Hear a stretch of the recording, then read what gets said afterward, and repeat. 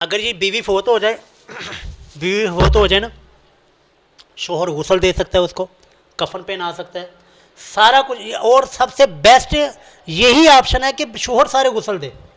اس سے اچھا آپشن ہی نہیں ہے یار۔ رسول اللہ صلی اللہ علیہ وسلم سیدہ عائشہ رضی اللہ تعالیٰ عنہا کو کہہ رہے ہیں، عائشہ میرا جو ہے نا سر درد کر رہا ہے، سیدہ عائشہ بھی کہہ رہی ہیں یا رسول اللہ میرا بھی نا آج سر درد کر رہا پیا۔ تو پھر آگے نا مزاح کے طور پر، مزاح کے تو ہوتا ہے نا میاں بیوی میں مزاح، تو مزاح کے طور پر یا عائشہ، رسول اللہ فرماتے ہیں عائشہ اگر تو میری زندگی میں فوت ہو گئی تو میں خود تجھے غسل دوں گا، خود تجھے کفن پہناؤں گا، عائشہ خود تجھے قبر میں اتاروں گا۔ تو آگے سے اما عائشہ رضی اللہ تعالیٰ نے بھی شغل بھی بات کی، ہاں تسی تے چاہتے ہو کہ میں چھتی چھتی مرا تو تسی جو ہے نا اور نکاح کر لیں۔ تو اس سے کیا دیکھیں رسول اللہ نے کیا مسئلہ کہ اگر بیوی فوت ہو جائے تو وہ شوہر اپنی بیوی کو غسل بھی دے سکتا ہے، کفن بھی پہنا سکتا ہے، بلکہ اس سے بہتر آپشن ہی نہیں ہے،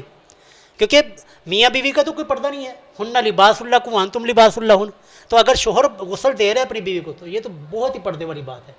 تو اسی طرح اگر شوہر فوت ہو جاتا ہے تو بیوی، اور جی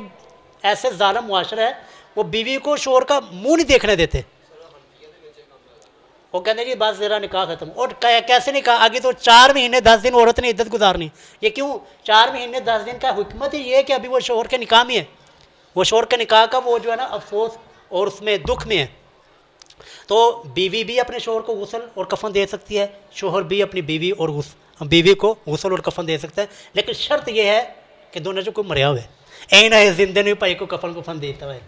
پتہ چلے میاں صاحب ستے ہوئے سی دونوں کفن چ لپیٹے ہوا۔